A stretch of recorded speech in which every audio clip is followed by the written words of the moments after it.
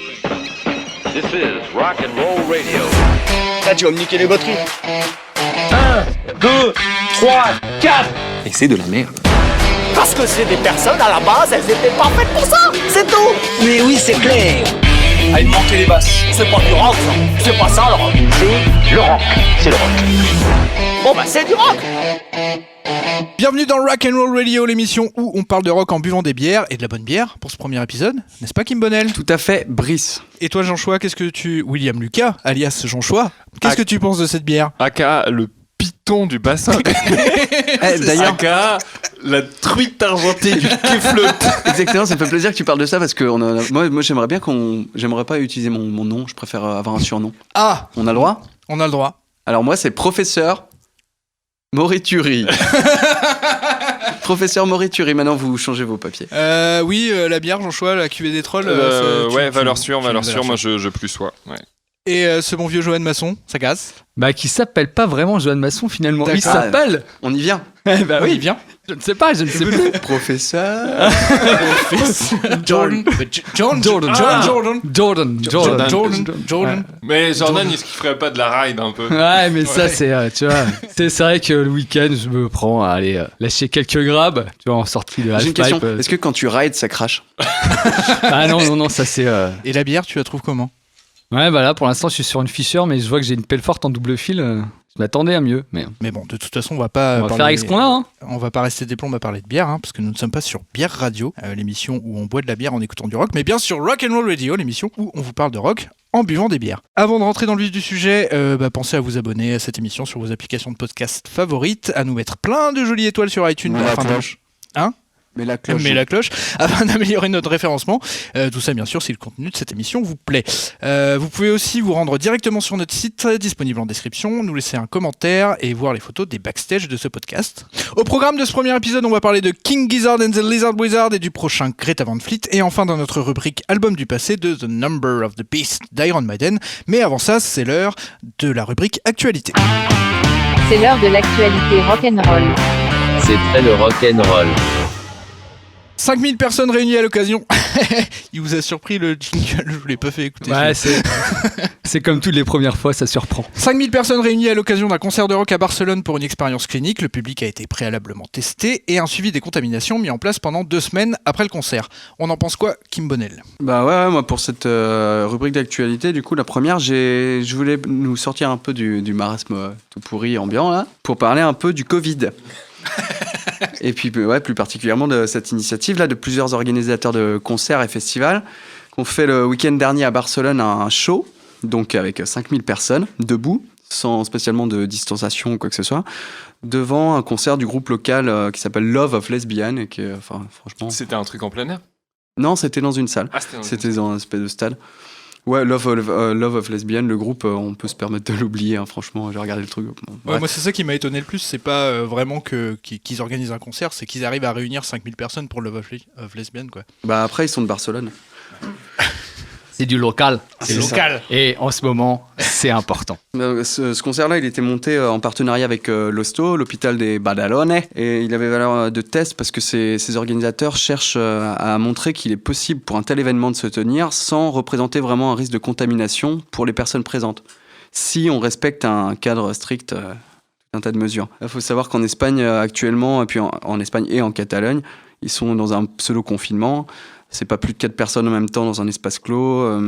Ils ont 250 cas pour 100 000 habitants. Enfin, c'est pas franchement l'ambiance moboche. C'est un peu comme ici, quoi. Donc, ce concert, ça fait partie d'une étude. Il y a un papier qui est fait là-dessus, une étude pilote. La stratégie, c'est d'essayer de permettre aux personnes du public de vivre un concert presque normalement. Les masques et tout, hein, je fais des gros guillemets insupportables avec les doigts. Donc en se réfugiant derrière 3 éléments qui sont censés suffire à garantir la sécurité sanitaire des participants. Donc les tests, on a parlé, les masques pendant tout et l'aération, quoi. L'objectif, c'est après de tester régulièrement pendant 2 semaines les gens pour voir si on observe une circulation du virus plus importante chez eux que sur une cohorte témoin qui n'a pas participé au concert et qui a été testé aussi. Donc samedi dernier, 27 mars, pour pouvoir accéder à la salle, chaque membre du public a dû soumettre un test antigénique le jour même. Résultat négatif permettant de valider automatiquement le billet d'entrée via une application smartphone.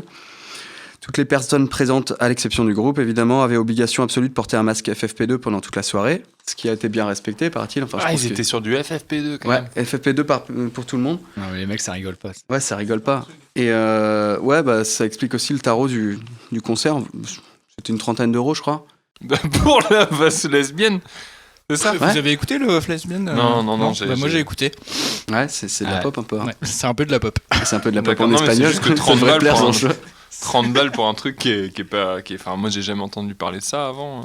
30 balles, ça commence déjà à causer niveau... Ouais, mais après, tu vois, c'est dans un stade, c'est dans une grosse... Ouais. Un gros machin, enfin, 30 balles c'est pas aberrant, 30 balles. Non, Enfin, bref, tu payes Non, ça le masque, te- tu payes le test. Ouais, c'est ça. T'as tout Ah ouais, l'organisation parce que aussi, quoi. Le prix du test était compris dans les 30 balles tout était compris, ouais. Ah ouais. Ouais, en soi, c'est pas... Mais tu vois, ils ont fait ça au Palau San Jordi. Ils étaient 5000 et la capacité du truc, c'est 17 000 places. Ouais, donc tu réquisitionnes un truc de 17 000 places, mais pour... Ouais, mais aussi, enfin, tu fais de la place entre les gens. Ouais. Il y a 3 fois plus de place que... Et avec une ventilation de port aussi pour prévenir les risques. Et tu l'as dit, mais c'était quand, du coup, ce truc-là? C'était samedi dernier. Enfin, pas samedi hier, mais celui d'avant. Ah ouais, d'accord. Le Donc, 27 mars. ok, donc on n'a aucun résultat pour l'instant. Bah, c'est en cours, mais... Suspense. Ouais. Là, le projet, il est mené par un toubib, le docteur Josep Maria Libre, virologue. Il fait suite à une première étude déjà menée en décembre, réunissant cette fois-ci 500 personnes devant un concert avec l'application des mêmes mesures, quoi. Ils avaient déjà fait ça en décembre. Après ce concert-là, il n'y avait pas eu de contamination de constatée. Mais C'est plutôt encourageant. Et il récidive exactement le même protocole, la même expérience ou... Ouais. Ah ouais, d'accord. C'est exactement... Ils essaient de reproduire les résultats qu'ils ont Est-ce déjà que eu en pour décembre. Si ça marche pour 500, on peut le faire pour 5000. Ah, ok. Ah ouais, c'est ça, Ok, ouais, mais ok. c'est bien ce qui me semblait qu'il y avait déjà eu une expérience Ouais, comme ça, et c'est pour ça. À Je me 500. disais, putain. Et Il y a alors, une ça avait forte donné quoi? Ça contamination. avait donné un truc bien ou... Bah, aucune contamination. Ouais, c'est ça. Sur les 500. Et ça s'était fait dans le même stade, au même endroit, dans les mêmes conditions et tout, quoi. Au même stade, tu m'en demandes trop. Non, je pense pas. Je pense pas que les organisateurs de gros festoches étaient dans la boucle à l'époque. Mais bon, ouais, là, pour celui de samedi dernier, on attend encore les résultats, évidemment, parce que c'est en cours, quoi. Il y a rien d'officiel de publié. Même en fouillant, j'ai même pas trouvé la moindre petite rumeur qui dit j'ai été contaminé ou quoi.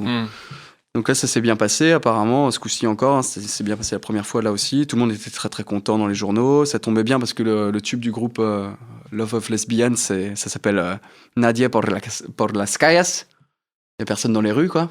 Ok. Donc ça fait bien Covid, tout ça, ambiance confinement. Machin. Le public était à fond comme un public de pop, quoi. Donc bien tortillant, hein. Tout ravi, excité, mais bien docile aussi. Ils ont bien porté leur masque. Voilà, dans les témoignages des participants, on retrouve beaucoup la description qu'on a entendue à propos des concerts pirates de ces derniers temps, là, ou de la part des petits privilégiés invités à avoir des représentations test. Une espèce d'euphorie d'être là, une conscience du caractère privilégié du moment, quoi. C'est vrai que c'est rare en ce moment de voir un concert. C'est pas uniquement dû à la prestation des artistes ou aux produits qu'ils délivrent, mais t'es tellement content d'être là que c'est cool, quoi. C'est certainement pas dû aux prestations des artistes. C'est un groupe de pop quand même. Bah ouais, c'est possible. Il paraît que c'est... Mais déjà, moi, je suis chaud, du coup, pour jouer dans des trucs comme ça, parce que déjà, tu pars avec un public qui est enthousiaste avant même le début de ta prestation. Ouais, c'est bizarre, mais juste que d'être tu là. fasses une presta potable, et puis en fait, t'as des gens qui sont en transe devant toi. Ouais. Il paraît même qu'il y en a certains qui auraient dit youpi. Mais je sais pas comment dire en catalan, mais ça doit être assez proche. Mais oui, ça a l'air de taper assez fort ce sentiment, ça surprend des gens. Moi, je me suis fait surprendre le premier quand j'ai vu mon premier concert. Hein. Mais moi, je suis arrivé à un stade où, quand je tombe sur Roger qui joue La Vie en Rose à l'accordéon devant la boucherie, je me mets à chialer. Donc, je pense que je suis pas le seul à qui ça fait ça. Enfin, voilà pour le concert. À savoir qu'en France, c'est aussi envisagé de faire ce type de truc. Le concert géant, on parlait récemment de Paris et de Marseille pour tester ça, avec des concerts d'IAM et d'Indochine. Sauf que nous, on aurait laissé certaines personnes positives, les personnes testées positives au virus, non mais c'est vrai, accéder aux salles de concert afin de déterminer le potentiel de contamination d'un événement comme ça. Ce qui pose d'ailleurs une question éthique, hein. Moi j'ai trouvé bizarre. Comment on peut, en connaissance de cause, laisser des personnes a priori bien portantes s'exposer à tout un concert d'Indochine? Franchement, mystère et recherche scientifique. Hein. Enfin bon, maintenant on est tranquille parce que ça c'était avant que le monsieur avec la cravate nous parle dans la télé. Donc voilà, en résumé, cette histoire de concert à Barcelone, si les résultats sont encourageants, c'est une excellente nouvelle. Parce que l'horizon s'ouvre enfin, le rock en 2021 n'est pas mort. On a la chance de pouvoir possiblement aller voir bientôt un concert. Il suffit pour ça d'être en bonne condition physique, de s'inscrire 50 jours à l'avance, de porter un masque chirurgical très sophistiqué, de faire analyser sa salive, d'attendre la validation par l'application dédiée et on pourra accéder pour 2 heures à une salle surdimensionnée bien aérée pour profiter d'un spectacle élaboré en partenariat avec des armées de toubibs qui vous surveillent en prenant des notes. Rock'n'roll. Rock'n'roll. Rock'n'roll. Johan, qu'est-ce que t'en penses de cette actu là ? Ouais, c'est très bien. C'est très bien. Mais on a hâte, bien sûr qu'on a hâte. Mais j'avoue, voilà. c'est pas tout à fait le festival de la bière, de la bouillasse, de la baston, du divertissement de nos 20 ans, mais si ça permet à la ville de Barcelone de contribuer à démontrer qu'on peut organiser un concert dans des conditions sanitaires acceptables, on a peut-être le droit de rêver à une reprogrammation pas trop lointaine du festival Primavera, qui fait que être décalé depuis le début de la crise, et c'est évidemment le destin de cet événement qui rend fou tous les amateurs de bonne musique en ce moment à travers le monde. Parce que chacun sait que doit s'y produire le meilleur groupe du monde. Pavement. Exactement. Ah, chier. Exactement. Ah, c'était ça le truc à Barcelone et à voilà. Lisbonne. Donc s'ils se mettent à faire des concerts à Barcelone, on est bien. Ah ouais. Il y aura aussi King Gizzard and the Lizard Wizard. Mais c'était ça où tu voulais aller, le truc à Barcelone. Ok. Bah chaud. Et donc Johan, il en pense quoi de cette actu là ? Parce qu'on lui a coupé la parole. Ouais, c'est vrai, ça. Alors, ne recommencez jamais ça. Non, mais ils sont bien sympas, les Espagnols, mais... Je suis en train de te parler des Catalans, déjà. Ouais, ils vont pas être contents. Tout ça, c'est pareil. Bref, mais chez nous, hein ? C'est pas avec un concert devant le théâtre de Morlaix qu'on va s'en sortir non plus. Bon, on te laisse. Bah écoute, il y a des gens que ça touche beaucoup. Leur premier concert, t'as l'impression que c'est leur défloration, quoi. Non, mais ce qui est bien après, c'est que j'ai cru savoir qu'il y avait une équipe médicale sur place pour ce concert devant le théâtre de Morlaix hier soir. Donc, et ça fait plaisir. Donc tu vois que les artistes sont quand même suivis de près. Au plus près. Et ça c'est cool. Je te remercie de t'en battre les couilles de mon histoire de festival. Que tu te dises Jean Choix, le médecin Jean Choix, qu'est-ce qu'il en pense ? Parce que Jean Choix est neurologue. Apprenti neurologue.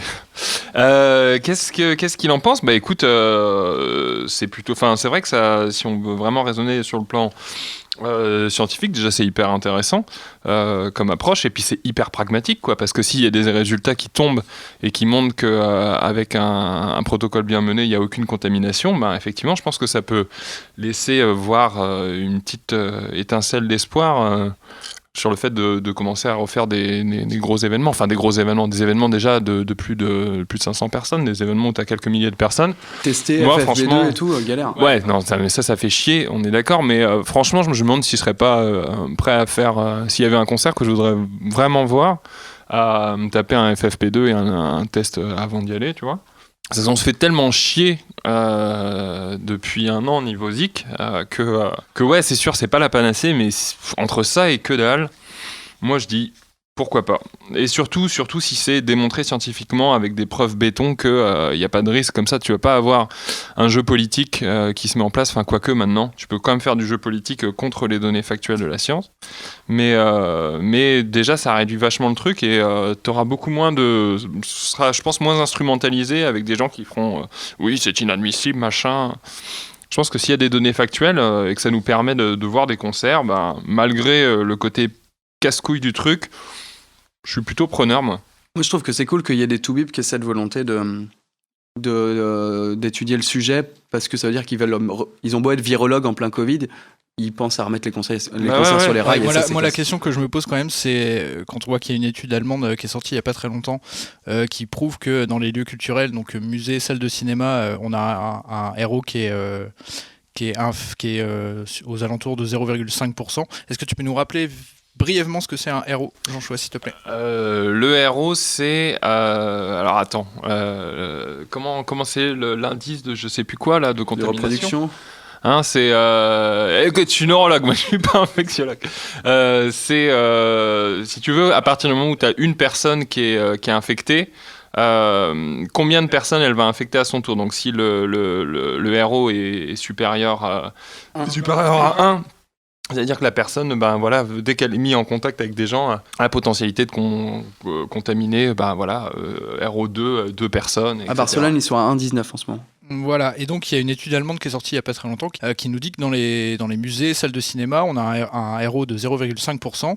ce qui est moins que les écoles et les supermarchés. Quand tu as un héros de 0,5, c'est-à-dire que la moitié des gens qui viennent sont soignés du coup. C'est cool. Non mais du coup, malgré cette étude, et je crois que c'est pas la seule, qui est plutôt robuste, on voit qu'on rouvre pas les salles de cinéma ni les musées. Donc est-ce que même si on a des concerts comme ça qui font des héros, enfin qui donnent des résultats hyper positifs, est-ce que ça va quand même aider les gouvernements à réouvrir les concerts et les salles de concert, ou est-ce que vous pensez qu'ils prendront le risque je pense le faire même malgré une étude positive? Alors en France, je sais pas, parce que là c'est un truc qui se passe en Catalogne. Donc en Catalogne, je pense que ça peut.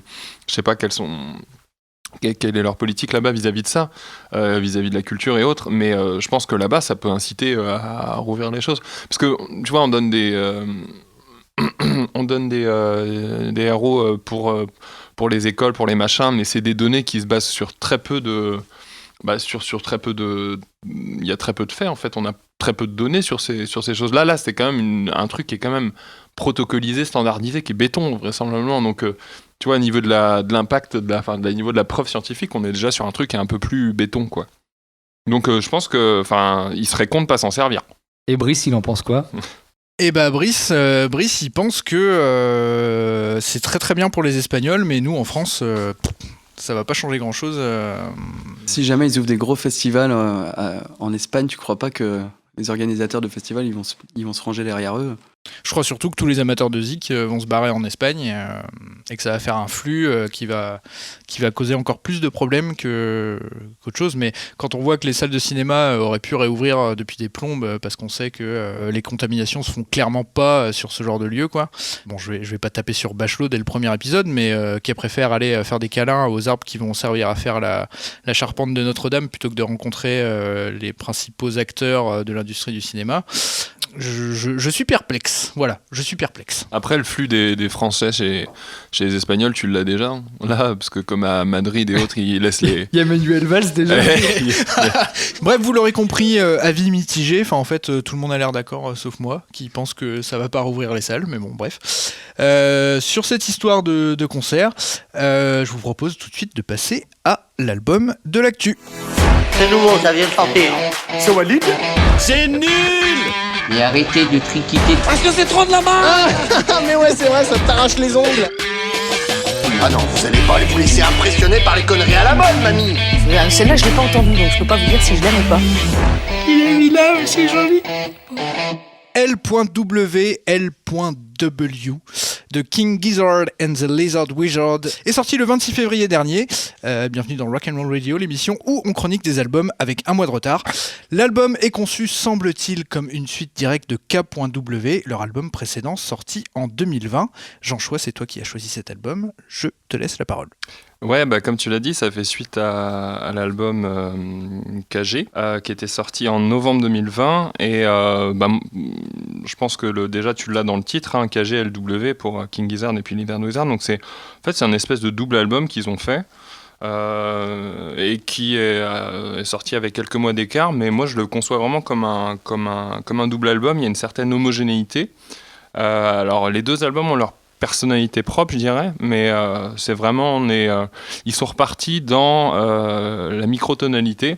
Ça, c'est un truc qui est assez cher à King Gizzard. Ils avaient commencé à utiliser la microtonalité, donc peut-être que je sais pas si tu peux définir la microtonalité. On définit vite fait ce que c'est. C'est que la plupart des instruments conventionnels comme la gratte, la basse, le piano, etc. en Occident, entre chaque note, il y a un écart qui est défini selon des standards. Et par contre, dans la musique notamment orientale et la musique turque et puis plein d'autres musiques aux quatre coins du globe, mais moi je connais surtout ça dans la musique orientale et la musique turque, tu as des écarts entre les notes qui sont pas exactement les mêmes, et c'est juste une possibilité, une sonorité qui du coup sonne très différent, qui peut nous paraître un petit peu bizarre quand tu as une oreille qui est pas habituée, une oreille occidentale. Est-ce que tu peux nous chanter ces écarts pour qu'on se rende compte? Du coup... Et ils avaient commencé à faire l'exploration microtonale en 2017, si je dis pas de bêtises, avec l'album qui était Flying Microtonal Banana, qui était leur Qui est album un de nom 2007, valable. et qui était le premier album de King Gizzard que j'avais acheté. Moi, je les avais découverts un peu à travers cet album, et en fait, c'est déjà ce qui m'avait attiré chez King Gizzard, c'est l'utilisation justement des microtons. Et donc là, ils ont remis le couvert pour KGLW. Et ce qui est vachement cool, c'est que tu te dis, ils ressassent un peu le même concept, quoi, parce que King Gizzard, c'est des gaziers qui, à la base, sont plutôt de la scène garage rock psyché. Et puis au début, je crois que c'est un groupe qui a commencé vers 2012, 2011, un truc comme ça. Et 2010, ouais. Mais les premiers albums, ouais, ça doit être autour de 2011, 2012. Ben, c'est plus du garage, rock psyché, un peu plus conventionnel. Mais déjà, ils excellaient dans leur domaine. Et puis après 2014, ils ont commencé à expérimenter, à incorporer vraiment plus de la folk, de la pop, du jazz même. Enfin voilà, c'est des mecs qui tiennent pas en place. En même temps, tu vois le délire. Le groupe a commencé en 2010, on est en 2021. Les mecs ont 17 albums à leur actif. Dont 5 en 2015, je crois. Un truc 2017, comme ça. ouais. Il y avait le délire en 2017, c'était de se dire 2017, on fait 5 albums. C'était le pari qui s'était lancé, et c'était un pari risqué, et ils ont galéré a priori à tenir leurs objectifs, mais ils l'ont fait. Et ils ont pondu 5 albums en 2017, et qui sont tous différents, qui ont toute leur personnalité, et qui, ouais, moi, il y en a dans les albums de 2017, il y en a au moins 3, c'est mes préférés de King Gizzard. Donc les mecs sont hyper actifs, mais te pondent pas non plus de la merde à chaque fois qu'ils te sortent un truc. Donc voilà, Flying Microtonal Banana, qui était sorti en 2017 dans la flopée des 5 albums, qui commençait à explorer les microtons, et qui est un album que moi j'adore, qui était génial. Et là, le risque, je me disais, c'était ils ressortent la microtonalité, c'est ça va sonner un petit peu comme l'album de 2017, et pas du tout. Enfin, j'ai pas trouvé. Je trouve qu'ils ont repris le concept des microtons, et puis mais en fait on est vraiment sur une ambiance, une couleur qui est très très différente de ce qu'ils avaient fait en 2017. Donc KG, moi, le premier, celui de novembre 2020, je l'avais pas mal écouté, c'est un album qui m'avait bien plu. Puis là, comme il y avait le LW qui était sorti il y a quelques semaines, je me suis dit ça pouvait valoir le coup d'en causer, parce que vraiment c'est un groupe, moi, qui me tient à cœur. J'écoute pas spécialement de rock psyché, de garage, etc. Le rock indé même, je suis pas très, très calé là-dessus, mais King Gizzard, c'est vraiment à chaque fois une valeur sûre, je trouve. Les mecs expérimentent et sont hyper créatifs, et ouais, je trouve qu'ils proposent des trucs hyper intéressants. Et pour causer peut-être un petit peu plus de LW, du coup, écoute, j'avais examiné un peu l'album. J'avais écrit des trucs pour m'en souvenir, et en fait j'ai oublié ma feuille, comme un penzizi. Comme ta carte son d'ailleurs. Comme la carte son, ouais, parce que généralement quand t'es parti dans ta lancée, donc en gros, je sais plus trop ce que je devais dire, à part que j'ai bien aimé. Excellent. C'est bien déjà, la vie est tranchée, quoi. Qu'est-ce que tu penses de la 5 ? Hein ? La 5, t'aimes bien ? La 5, j'aime bien, ouais. Elle est cool. Et la 3 ? Mais attends, là j'ai les titres sous j'ai les titres sous les yeux, je pense que je vais pouvoir m'en rappeler à peu près. Écoute, la première, ça commence tranquillement. Ça commence bien. J'en déjà. parlerai tout à l'heure. Ça commence bien. Non, mais déjà, ça introduit le thème clairement. Je me souviens que la 2-3, One et Pleura, c'est une Ma espèce mère, elle a dit de... que ça ressemblait à Philippe Catherine, la première. Quoi ? Je te promets. Daron a dit ça ? Philippe Catherine ? Ouais, je n'ai pas trop compris. Non, là, je vois pas. Là, faudra qu'elle nous explique. Karine, là, qu'est-ce qu'elle a... Non, ouais, laisse tomber. Non, mais écoute, tout ce que j'ai retenu globalement de l'album, c'est que One et Pleura, donc t'as une ambiance qui commence doucement à être un peu orientalisante. Là, ils sortent les microtons, et puis avec une rythmique un peu saccadée, et qui fait même un peu penser un peu à la rock Touareg même. Un peu l'influence Bombino, Tinari Wen, un peu plus énervé, un peu plus psyché, un peu plus King Gizzard, quoi. Et puis t'as les clés de King Gizzard que tu retrouves souvent. Souvent une mélodie qui peut être en voix de poitrine ou facilement en voix de tête, et puis qui suit la mélodie, elle est reprise à la voix et puis au clavier ou à la gratte. Et ça, c'est quasiment tout le temps dans King Gizzard, ça. Je sais qu'il y a certaines personnes, ça aime pas ça. Moi, quand la mélodie elle est accrocheuse, je kiffe bien ça.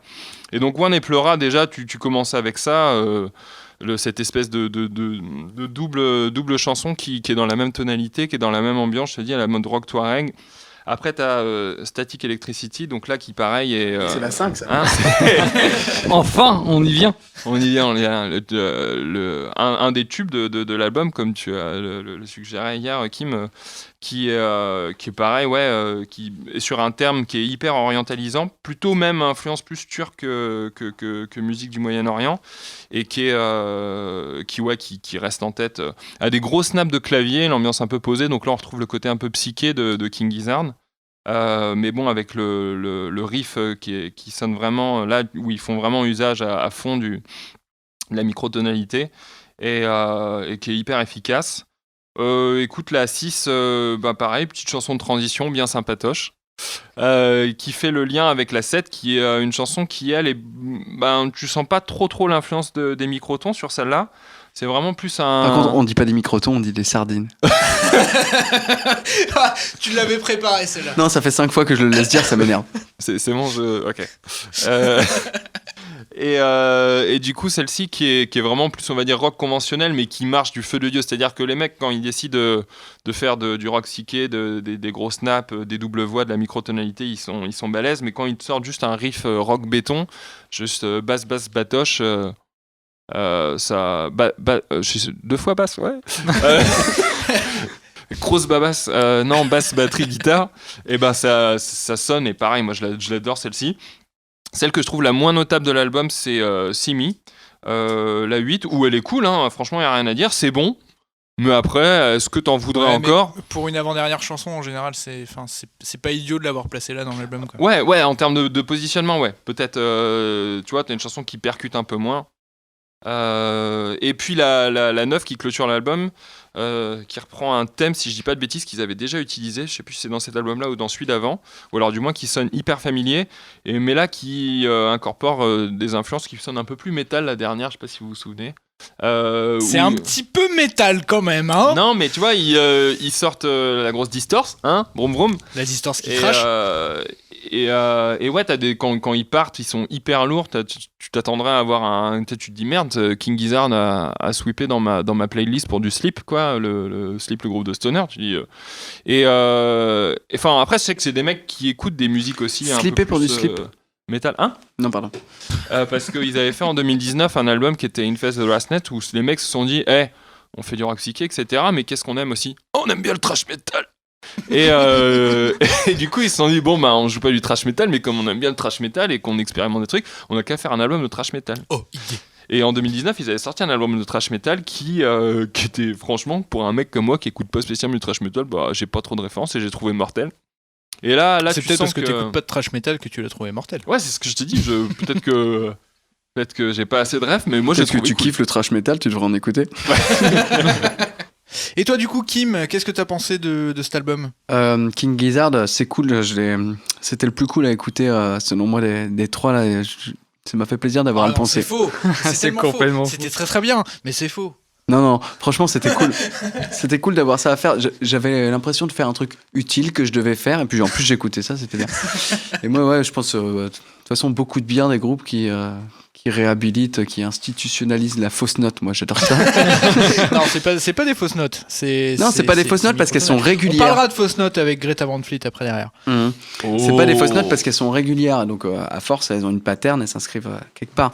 C'est un peu plus prévisible que Pavement parce qu'ils font toujours la même fausse note. Mais que Pavement, bon. Mais non, mais grosso modo, je le valide de ouf. J'ai l'impression d'être sous acide au milieu de la mer Rouge sur un espèce de bateau pirate qui coule.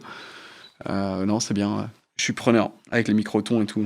Alors moi sur King, j'arrive jamais à prononcer ce nom, c'est une catastrophe. Hein. À chaque fois je veux faire King Lizard and the Gizzard Wizard. Faire les c'est le meilleur nom du monde. King Giz. Avec King Giz du coup. Hey, King ce soir c'est la King Giz party. King Gizzard and the Lizard Wizard. King Gizzard and the Lizard Wizard. Voilà. Alors première chanson je me suis dit mais c'est sympa, sauf que c'est juste du Stevie Wonder sous MDMA, ton truc, c'est pas du rock, quoi. Enfin, avec le... Ouais, du clavier, ouais. C'est ce que j'aurais dit aussi, mais... Non, mais c'est un nom... Rhodes, non ? Avec le Tiki Clav.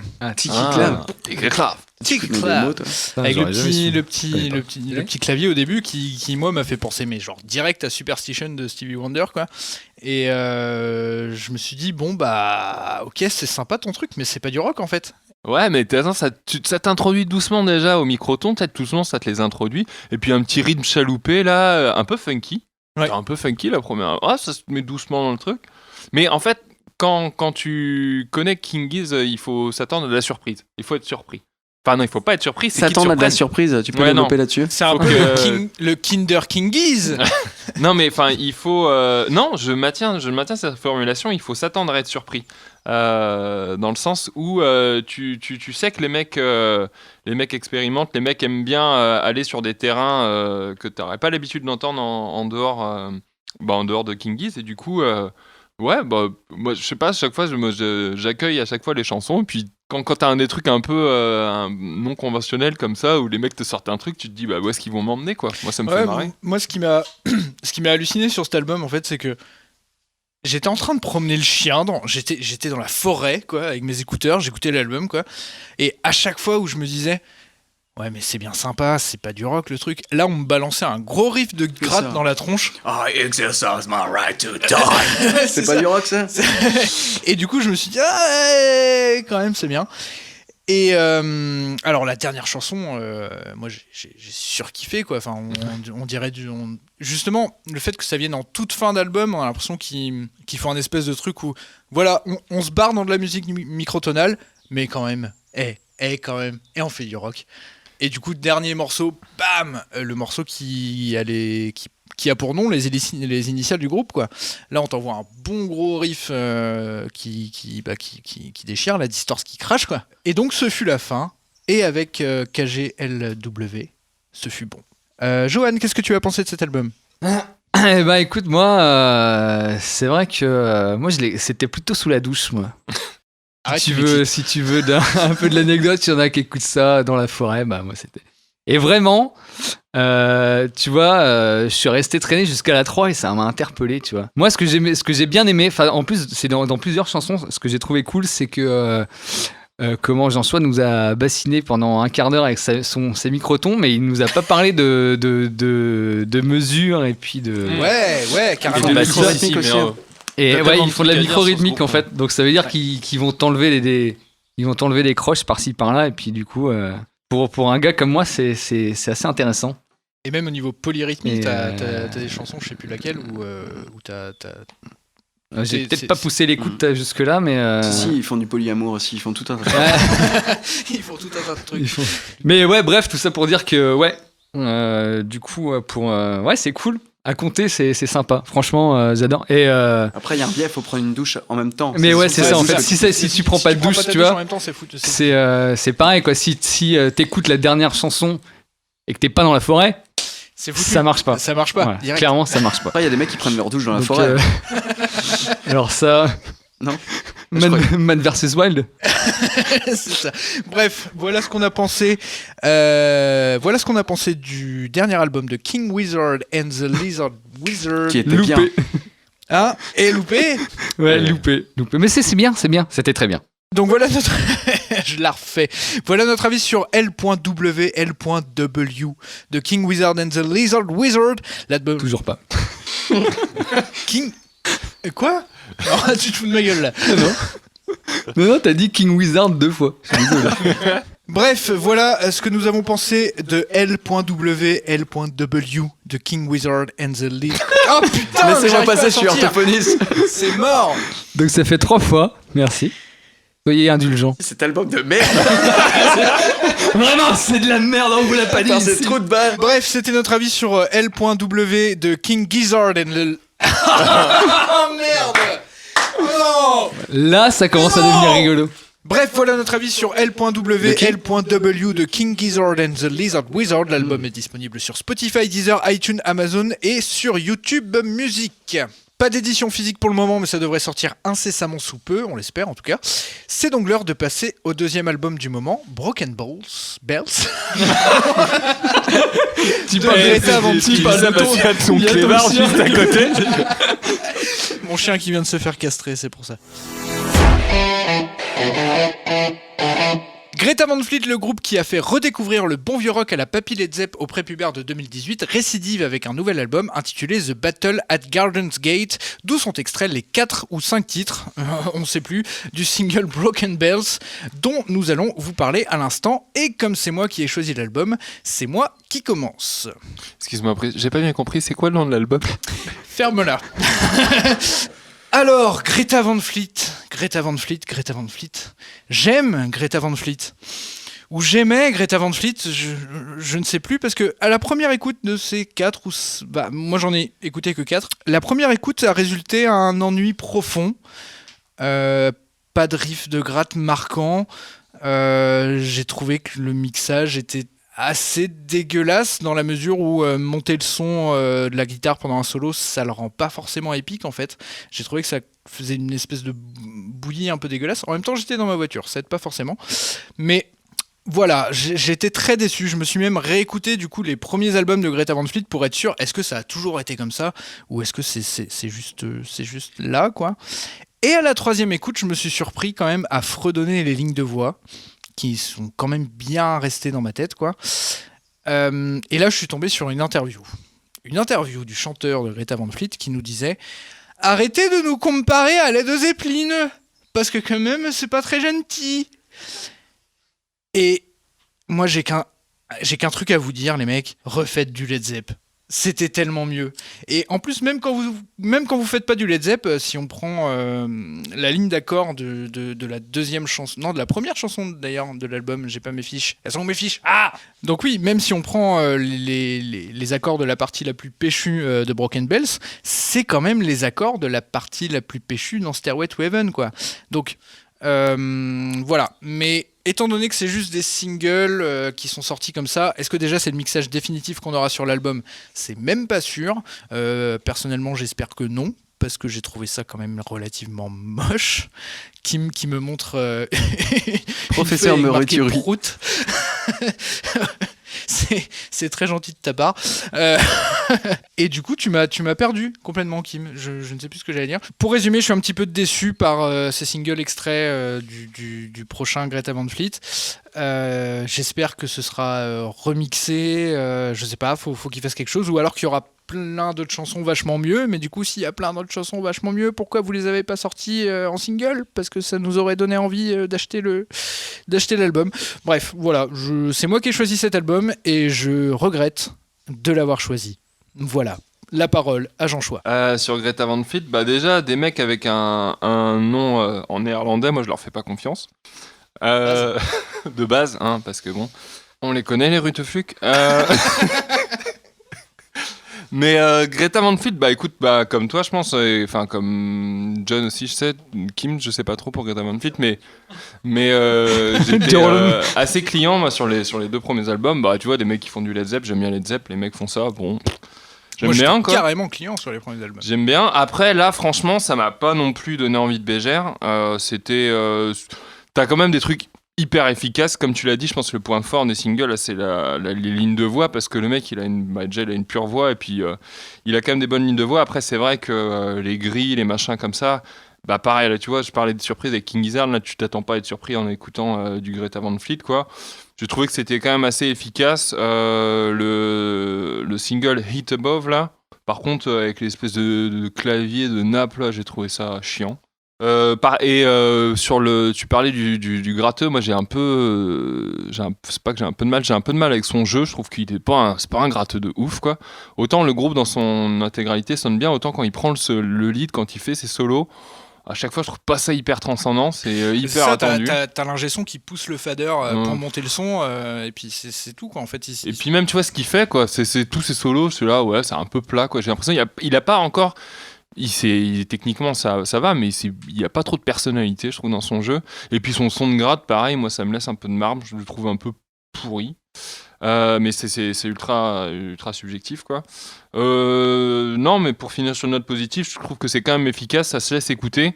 Après, est-ce que j'irais faire l'effort d'aller acheter l'album ? Je sais pas, à voir. Faudrait écouter les autres. Mais comme tu dis, si déjà ça c'est les singles, les gros tubes du truc, c'est vrai que ça laisse un peu ça refroidit un peu peut-être pour le reste de l'album, quoi. Et puis moi, une chose que j'ai oublié de parler dans ma chronique, c'est que, enfin dans mon avis, c'est que on parlait de fausseté et de microtonal avec King Gizzard, mais il y a des moments, je suis désolé, la guitare n'est pas spécialement très très bien accordée. Quand on voit, ouais, justement, tu parlais du son de gratte, sur le tout premier, là, quand il part en solo, le son qui est complètement bouffi, hyper dans les basses, où on confond limite la guitare avec la basse, quoi. C'est pas top, et puis c'est pas hyper méga calé, même rythmiquement, j'ai trouvé. Et justement, parce que Jimmy Page, il est méga calé et méga accordé. Oui, mais Jimmy Page, c'est Jimmy Page, ok? Ouais, mais si on leur a collé l'étiquette là, je comprends que le mec il s'accorde pas et qu'il joue à côté du truc. Enfin, ça fait Jimmy Page, ça. Oui, ouais, ça fait Jimmy Page, mais c'est pas Jimmy Page. Mais non, ça fait pas. En fait, ça et Jimmy pas, Page, quand il est pas accordé, c'est parce que je vous invite à regarder les rig rundown qu'on trouve sur la chaîne YouTube de Premier Guitar, où on a accès à des interviews de techniciens guitare, et Jimmy Page s'accorde toujours avec un vieil accordeur à lampe des années 70, qui du coup ne marche pas spécialement, mais c'est ça qui fait son son aussi. Et puis ouais, moi rythmiquement j'ai trouvé qu'il y avait des problèmes, enfin des choses qui à l'heure actuelle, quand on sait qu'en plus Greta Van Fleet est pas du style à enregistrer sur de la bande, hein, quand on entend la voix du chanteur, surtout sur le deuxième album, je suis désolé, mais c'est bourré d'autotune, quoi. Tout est trafiqué tout le temps. J'ai presque envie de leur dire, vous pouvez pas faire pareil sur les roulements de batterie, s'il vous plaît? Et justement, pour parler de batterie, on va laisser la parole à Johan. Qu'est-ce qu'il en a pensé de ce Greta Van Fleet? Coucou. Bah écoute, moi je me disais à la première. Alors moi déjà de prime abord, enfin je kiffais les deux premiers albums parce que vraiment, comme vous l'avez mentionné. Et moi pas. En fait, ouais, en vrai le côté Led Zepp, gros riff de gratte. Genre les années 66 à l'âge qu'ils avaient, 66 les années 66, je suis déjà sur mon album Iron 166. Je suis déjà sur mon album Iron Maiden. Mais les années 70 et tout, bon ouais, ça crache, quoi, tu vois. Ça crache, la distorse, ça crache. La distorse, la babasse. Ouais, ça crache, quoi. Et là les mecs, tu te dis, ils essuient des critiques. Ouais, ça fait trop Led Zepp et tout. OK, ils nous pondent un truc. Maintenant, ça fait plus assez Led Zepp et en fait, tu te rends compte que ça fait quand même Led Zepp. Ouais, mais Led Zepp se serait pas trop cassé le cul, quoi. Moi j'ai trouvé que justement il y avait vraiment ce truc là où justement ils sortaient comme qui dirait un peu de leur carcan, tu vois. C'est une private joke. Et comme du les coup qui ça ressemble beaucoup à Green Day, puis ils essayent de s'en éloigner. Ferme-la, ça fait ça. Ferme-la à tout jamais. Mais toujours est-il que voilà, je suis un peu déçu. C'est vrai qu'il y a pas de. Ouais, c'est un peu de la pop, en fait. En vrai, c'est un peu de la pop. Et ouais, mais c'est la pop quand c'est bien fait. Mais non, après. Ça manque de gros riffs et de machin. Ça manque de gros riffs. Et ce qui marchait, en fait, dans les deux premiers albums, ouais. Et que tu retrouves pas là.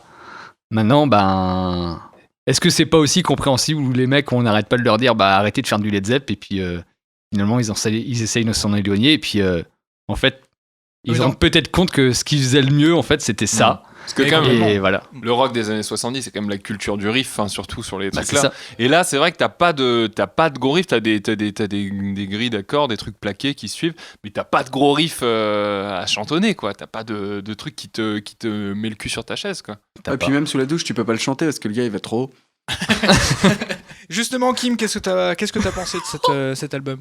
À peu près la même chose que vous autres, quoi. Moi j'étais resté sur la bande de gaziers de jeunes, quoi, qui sont les nouveaux Led Zeppelin de 20 ans, quoi. Les jeunes. Ouais, c'est ça.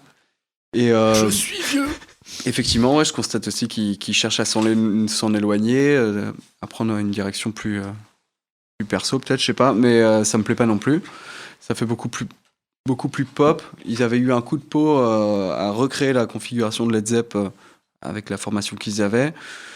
Et maintenant qu'ils décalent de ce standard qui était quand même bien efficace, et on entend, moi je trouve, un peu leur jeunesse, leur envie de le jeune groupe, quoi, qui essaie de faire un truc qui lui semble bien produit, mais c'est tellement bidouillé que ça semble carton. On dirait d'un coup, on dirait un album de jeunes de de l'âge qu'ils ont, quoi, entre 20 et 25 ans, alors qu'avant, il y avait une illusion de maturité qui était qui faisait carrément le taf. Et là, on l'a perdu avec ça. Bref, voilà notre avis sur le nouveau Greta Van Fleet. Je m'attendais pas à ce qu'on soit tous d'accord. Je pensais qu'il y en aurait au moins un qui allait dire « Mais c'est génial, mais c'est trop bien !» Et en fait, pas du tout.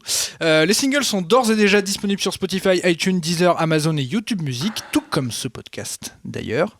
Hashtag clin d'œil, clin d'œil. Et l'album sort le 16 avril prochain. C'est maintenant l'heure de l'album du passé. Retour vers le passé.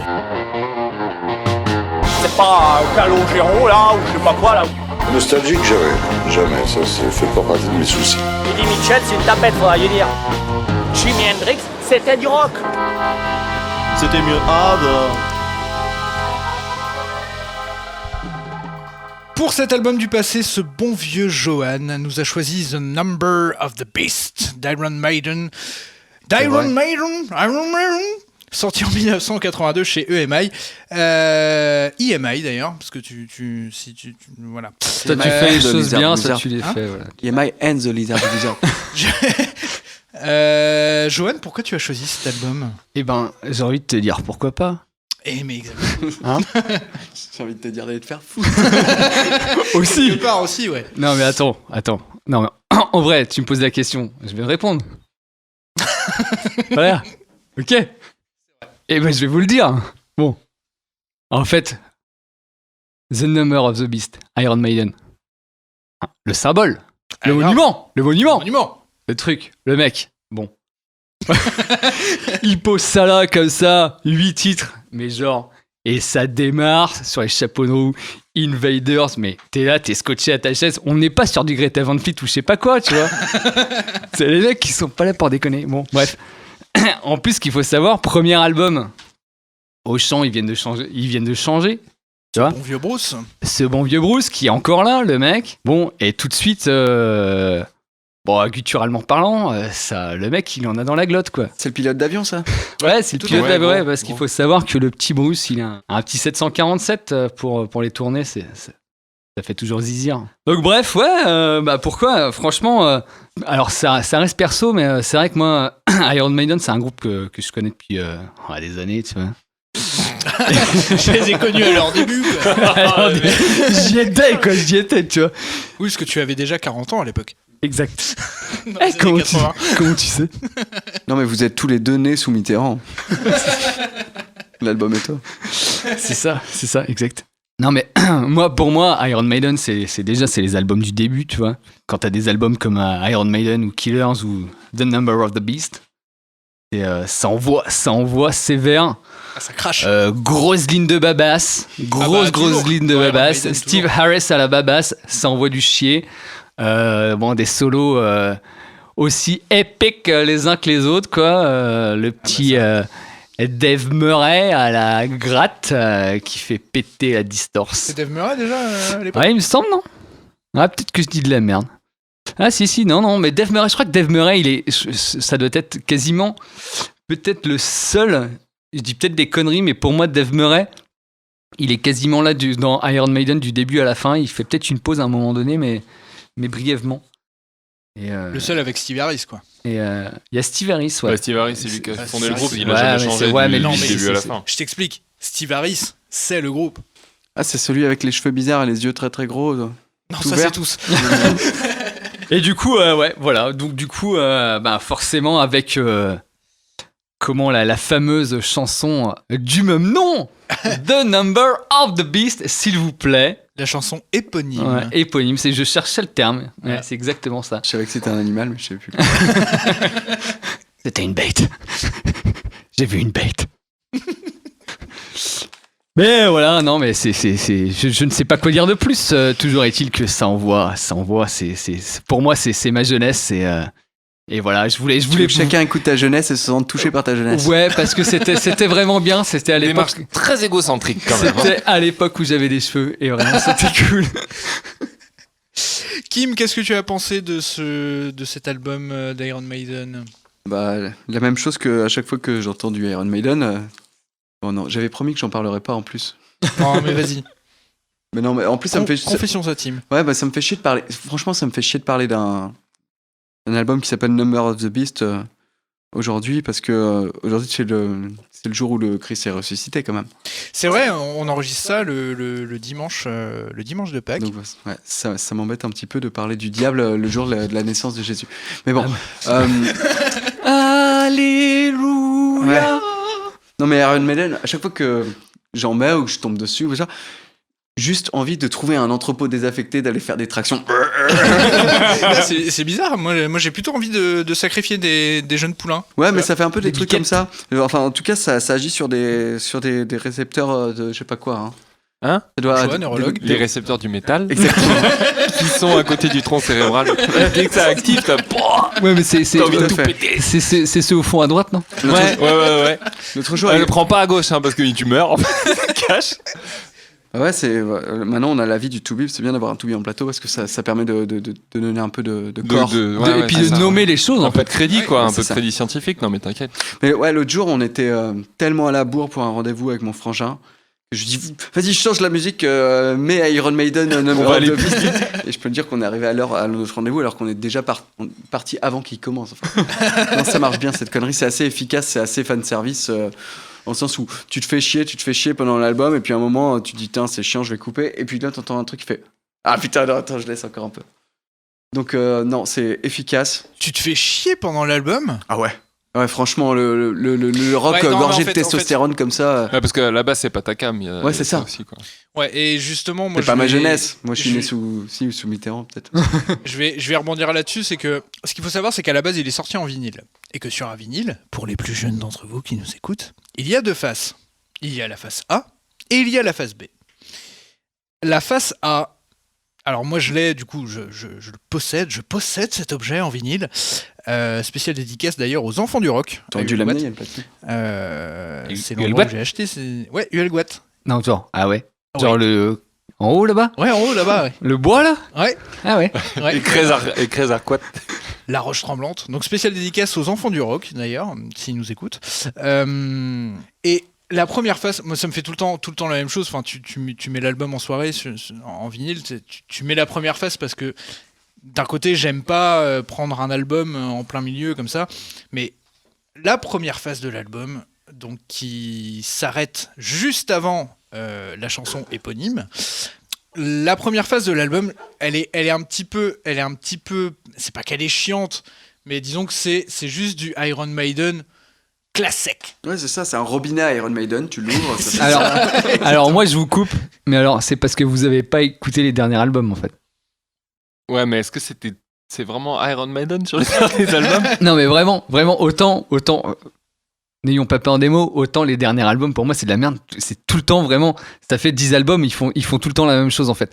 Vraiment les premiers albums, je trouve qu'il y avait vraiment un truc qui était cool, mais qui après, était moi vraiment j'ai connu Iron Maiden avec Brave New World aussi. Donc, ouais mais attends, ça c'est alors moi ça je pour vais moi défoncer. Ça ouais non, c'est ça, mais pour moi ça fait partie des nouveaux albums et en vrai ouais, moi je suis pas fan. Mais du coup ce qui se passe c'est que après tu changes ta face de vinyle et bim, tu tombes sur The Number of the Beast.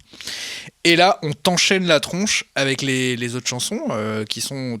En fait, toutes les meilleures chansons de l'album, les chansons les plus connues de l'album, sont sur la deuxième phase du vinyle. Parce qu'après, on enchaîne quand même sur Run to the Hills. Ah bah ça fait vraiment plaisir de l'entendre de temps en temps, cette chanson. Ah, c'est comme Hey Joe ou Stairway. Stairway, ça fait plaisir. Ça faisait longtemps. Exactement. Et après, Gangland et Allowed by the Name. Ah, c'est pas celle qui fait...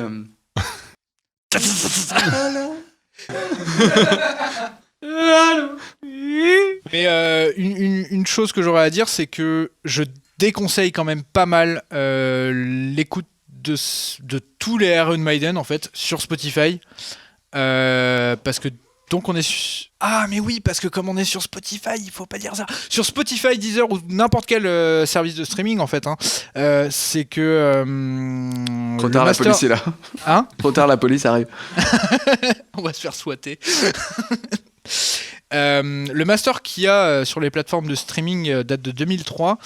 Et quand on le compare au vinyle ou à un CD, bon, je vais pas rentrer dans les détails techniques, mais en gros, Les cymbales sont hyper agressives en streaming, je trouve. On a le côté compression MP3 dégueulasse, parce que les cymbales d'Iron Maiden, souvent ça part quand même dans le très très très aigu. Et si vous avez l'occasion de le choper, soit en vinyle si vous avez une platine vinyle, soit en CD, et c'est vachement mieux. Non, mais... Et sur ce, je laisse la parole. Si vous voulez le CD, passez à la maison, il n'y a pas de problème. Non, Iron Maiden, c'est Iron Maiden, quoi, j'ai envie de te dire. Merci. C'est génial. Enfin voilà, c'était sur un des albums c'est un des plus gros classiques d'Iron Maiden. C'est le premier album heavy. avec Dickinson. Donc le mec déjà, il est tout jeuneau, tout fringant, tout. Et dernier album tout frétillant. Et du coup, le mec, il a au max de ses capacités vocales, donc il envoie la purée à chaque fois. Donc il est quand même un petit peu, c'est quand même du Bruce Dickinson. C'est à chaque fois, regardez-moi, je sais chanter. Et du coup, je monte dans le Dickinson qui est un nom dégueulasse. Ouais, c'est comme Butcher ou Baker. Et là, c'est Dickinson. Ouais. C'est la bite dans le fils, quoi. C'est ça ? Franchement, je te laisse l'entière responsabilité. Mais écoute, moi, c'est du heavy metal, la New Wave of British Heavy Metal des années 80, ça fonctionne sur moi. Je dis pas que c'est ma plus grosse cam, mais c'est Iron Maiden qui est quand même la tête de proue de ce truc-là. Écoute, moi, je suis assez client. Mais à chaque fois que j'entends du Iron Maiden, surtout les zik les plus, pas les gros tubes, mais celles que j'ai le moins dans l'oreille, j'ai l'impression de me retrouver, au Tiffany's à Rennes pour ceux qui connaissaient. Du temps où vous pouvez aller dans les bars. Du temps, et puis surtout du temps où le Tiffany's existait, parce que ça a été racheté, ça s'appelle toujours pareil, mais c'est pas ça. Donc pour les Rennais, c'est de la merde. C'est de la merde. Qu'est-ce qu'il a dit ? Ouais, hier tu m'as dit que c'était un truc de connard. De droite. Et non, mais c'était ça, quoi. C'était, t'avais tout le temps du heavy metal des années 80 et puis Iron Maiden, et donc à chaque fois, là, j'en revois des mecs en train de boire du whisky avec des blousons en cuir noir et en train de faire un billard avec Iron Maiden à fond. Et donc, ils avaient pas juste la veste en jean à patch ? Ouais, c'est l'autre alternative, ouais. Bon, t'as deux choix, hein, tu sais. Donc, niveau garde-robe de métalleux à la con, t'as... Oh là là ! T'as le blouson en cuir noir. Pour l'instant, Jean-Choix, on n'a pas de communauté, on n'a pas d'auditoire. Ne te mets pas la moitié des gens qui écoutent du rockado, s'il te plaît. Merci. On a déjà perdu tous les catholiques. Ouais, chaud. Alléluia.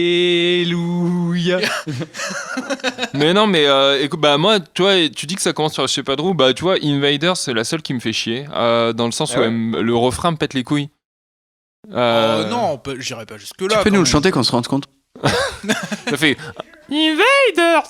Tu vois, déjà c'est chiant, hein. Grave. Ah non, quelle espèce de truc pseudo-épique là, ça m'a cassé. Il y a du Fest-Noz dans l'album, et ça va toucher. Non, c'est vrai. Mais moi, c'est un truc de fou. À chaque fois que j'entends des riffs d'Iron Maiden, je me les imagine Bombard Bignou, et je me dis que ça fera un carton sur les Fest-Noz, quoi.